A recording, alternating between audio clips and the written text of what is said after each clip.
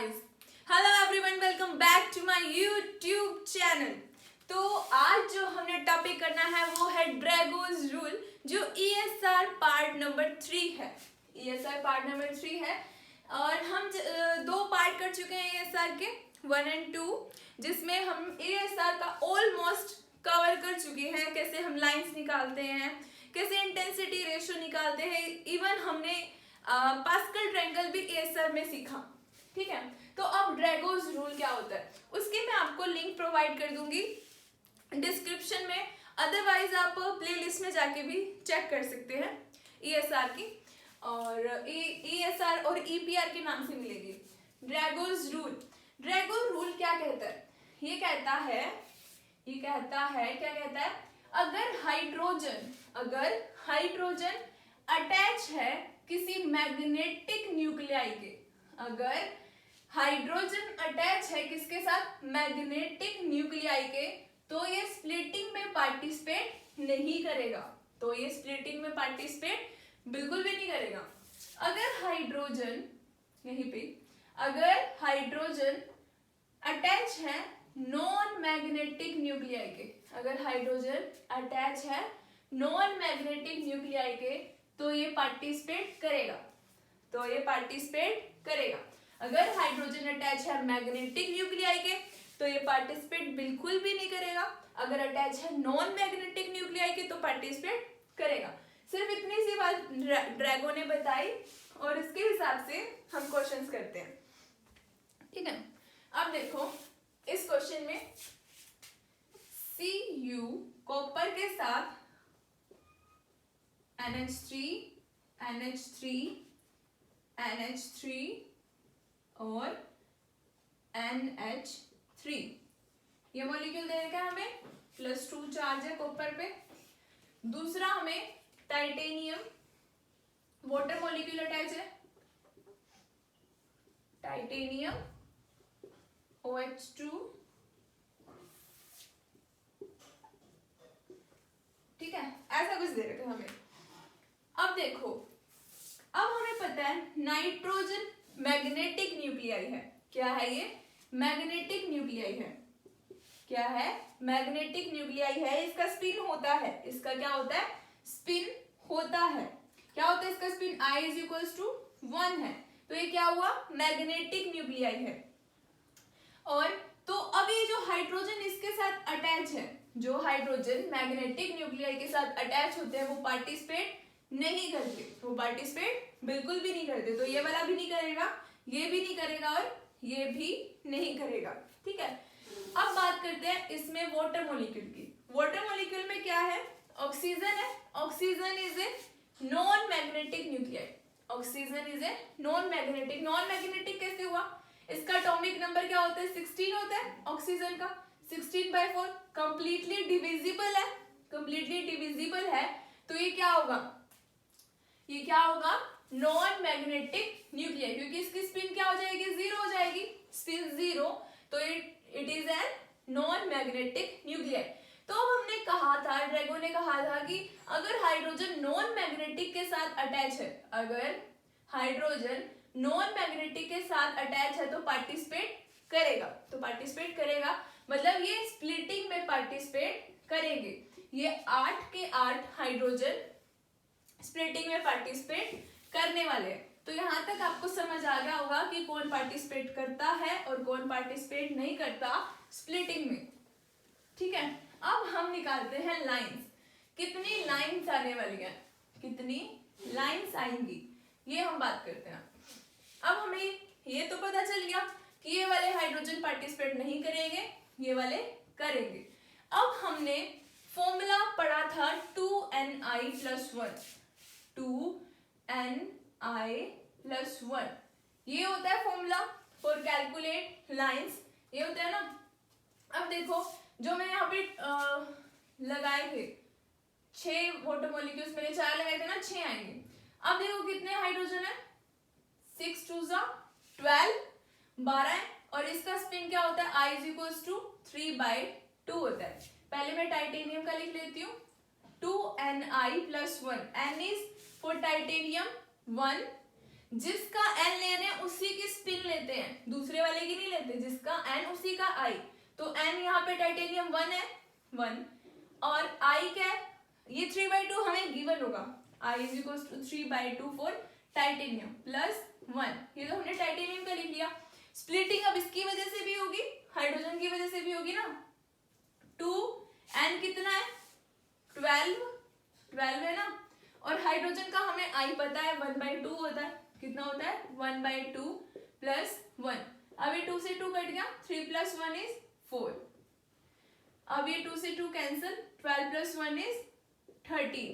कितना आ जाएगा ये 52 लाइंस। कितनी लाइंस आएंगी 52 लाइंस आएंगी इसके केस में, ठीक है।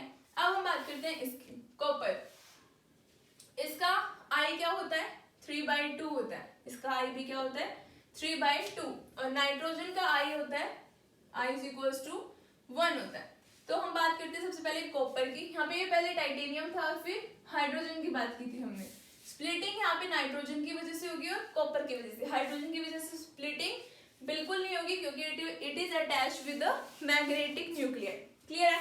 अब 2Ni प्लस 1, 2 कॉपर की बात करें N1 I 3/2 प्लस 1।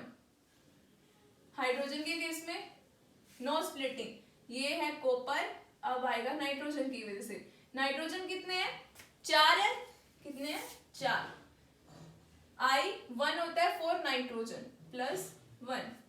2 से 2 कट, 3 प्लस 1 इज 4, 4 2 जा 8 और 1 9, 9 4 जा 36 लाइंस आएंगी। कितनी आएंगी 36 लाइंस आएंगी।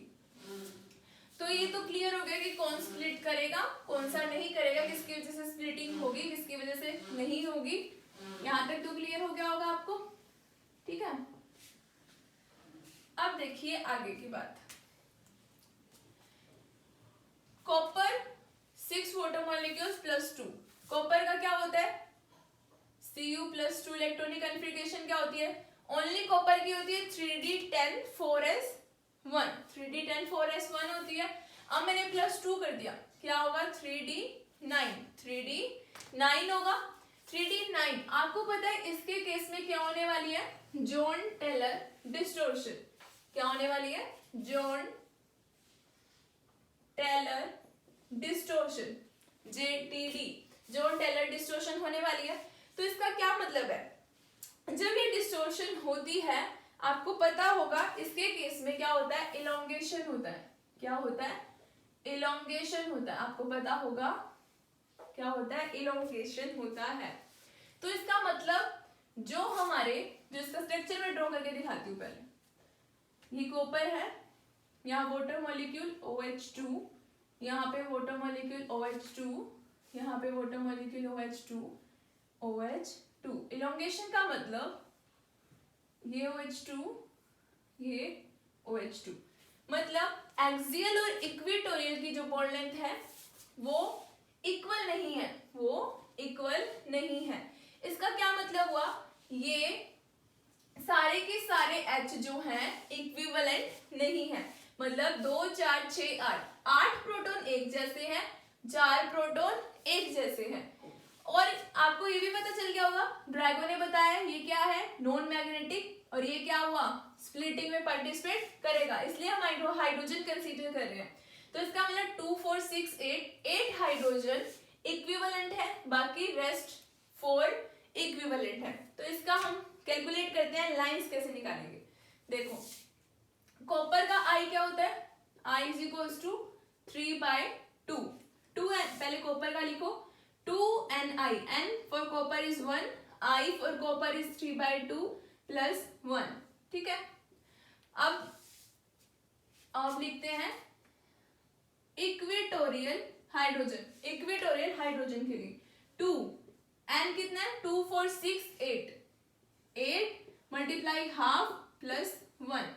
अब लिखते हैं एक्सियल के लिए, एक्सियल हाइड्रोजन 2, N कितना है 4 आधा प्लस 1, कर लो कैलकुलेट, 2 से 2 गया कितना आया 3 और 1 4, मल्टीप्लाई 2 से 2 गया 8 और 1 9, मल्टीप्लाई 2 से 2 गया 4 और 1 5, कर लो 5 4 जा 20, 180 लाइंस कितनी आएंगी? 180 लाइंस आएंगी इसके केस में। क्लियर है? समझ आ रहा होगा?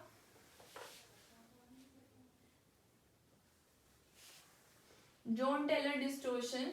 और हाँ एक चीज रहेगा इसमें, 3D9 1 अनपेयर्ड इलेक्ट्रॉन था ना, 1 अनपेयर्ड इलेक्ट्रॉन था तो 180 की 180 ही लाइन रहेगी। मान लो कि 2 अनपेयर्ड इलेक्ट्रॉन हो, मान लो 2 अनपेयर्ड इलेक्ट्रॉन हो तो क्या करेंगे, जितनी लाइंस आई है तो उसको 2 से मल्टीप्लाई, 180 मल्टीप्लाई 2।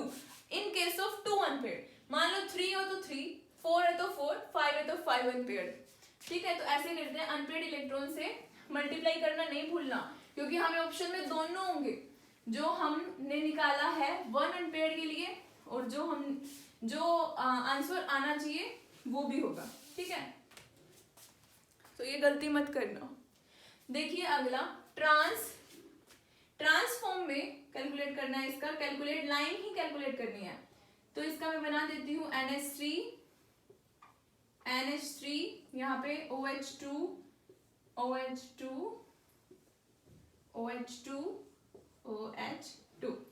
तो ये हमें गिवन है, अब इसकी लाइन कैलकुलेट करनी है। इसकी क्या कैलकुलेट करनी है? लाइंस। तो हमें पता है ये क्या है, मैग्नेटिक न्यूक्लियाई, तो ये वाले हाइड्रोजन पार्टिसिपेट नहीं करेंगे, बट ये वाले करेंगे। तो सबसे पहले लिख लेते हैं टाइटेनियम के लिए, फिर नाइट्रोजन के लिए, फिर हाइड्रोजन के लिए। लिख दें 2Ni+1 फॉर टाइटेनियम सिर्फ एक है, N is 1, I क्या होता है टाइटेनियम के लिए? 3/2 क्या होता है? 3/2 होता है, +1 नाइट्रोजन कितने हैं? 1 2 2 है, मल्टीप्लाई नाइट्रोजन के लिए I कितना होता है? 1 होता है, +1 हाइड्रोजन के लिए 2 मल्टीप्लाई हाइड्रोजन 2 4 6 8, यही स्प्लिट करेंगे, ये वाले स्प्लिट नहीं करेंगे कभी, इसको भी गिनती में ले लो, नहीं होगा। 2 × 8 multiply I for hydrogen is half +1, 2 से 2 कट, 3 + 1 4, 2 2 4, 4 + 1 is 5, 2 से 2 कट, 8 + 1 is 9, कितना हुआ? 5 4 20, 180। यहाँ भी कितना आया? 180 आया। अब देखो अनपेयर्ड टाइटेनियम +2 शक्ति। वैसे टाइटेनियम का क्या होता है? 3D2 4s2। अब इसमें क्या है? +2 किया मतलब इसमें 0 हो गए, तो मतलब कितने अनपेयर्ड इलेक्ट्रॉन? 2 है ना, 3D2 बता रखा है, तो 2 अनपेयर्ड इलेक्ट्रॉन है, तो 180 को मल्टीप्लाई कर दो 2 से, कितना आ जाएगा? 360 लाइंस आ जाएगी। कितनी आ जाएंगी? 360 लाइंस। तो ये वाली चीज बिल्कुल नहीं भूलनी है, ये भूल के क्वेश्चन रोंग। हमें 180 भी दिया होगा, 360 भी दिया होगा, और 180 पर टिक लगाओगे क्वेश्चन वही गलत, ऊपर से नेगेटिव मार्किंग भी। तो ये ध्यान रखना है, इजी है, मुश्किल बिल्कुल भी नहीं है। Last question, chromium H2O4 NH3। पहले हम इसका स्ट्रक्चर देख लेते हैं। NH3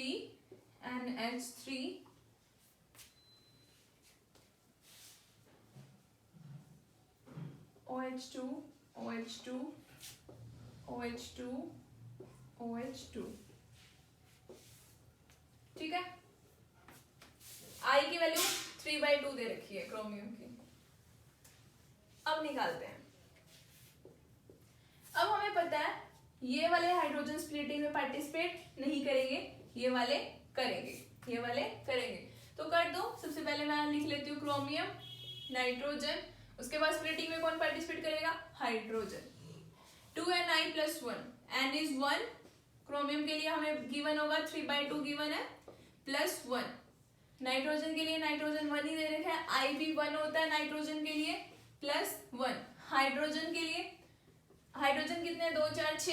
2 4 6 8 मल्टीप्लाई हाफ +1, वही आएगा मुझे लगता है, 3 + 1 4, 2 और 1 3, 2 और 1 3, 2 से 2 गया 9, 4 4 3 जा 12, 12 9 जा 108, 108 लाइंस। अब देखो क्रोमियम क्या दे रखे हमें, +2, क्या दे रखे +2, ओनली क्रोमियम 3d5 4s 1 होता है, 3d5 4s 1 होता है। अब +2 है, +2 का मतलब क्या होगा, 3d4 होगा, क्या होगा 3d4, 3d4 1 2 3 4, तो कितने अनपेयर हो गए, 4 हो गए। तो अब इसको 4 से मल्टीप्लाई कर दो, कितनी लाइंस आ गई, 4 3 2 लाइंस आ गई, 4 3 2 लाइंस आ गई। कैलकुलेशन अगर मिस्टेक हो तो आप चेक कर लेना, ठीक है, मतलब कंसेप्ट ऐसे ही है और कैलकुलेशन ऐसे ही करनी है, कहीं पे गलती होगी तो वो चेक कर लेना आप, ठीक है, ऐसे ही होगा। हाँ ये देखिए मुझे नाइट्रोजन कितने दे रखे हैं, 2 दे रखे हैं, मैंने कितना कर दिया 1 कर दिया, यहाँ पे गलती होगी 2ni, 2 2 जा 4 + 1 5, 5 4 जा 20, यहाँ पे क्या आएगा 180 आएगा, कितना आएगा 180, ऐसा करना था, ठीक है। अब यहाँ पे मल्टीप्लाई बाय 4 कर लेना। आई होप आपको ये कंसेप्ट समझ आ गया होगा। Thank you so much for watching, thank you. Next class में हम क्रैमर्स डीजेनरेसी पढ़ेंगे और ESR को समाप्त करेंगे। Thank you so much.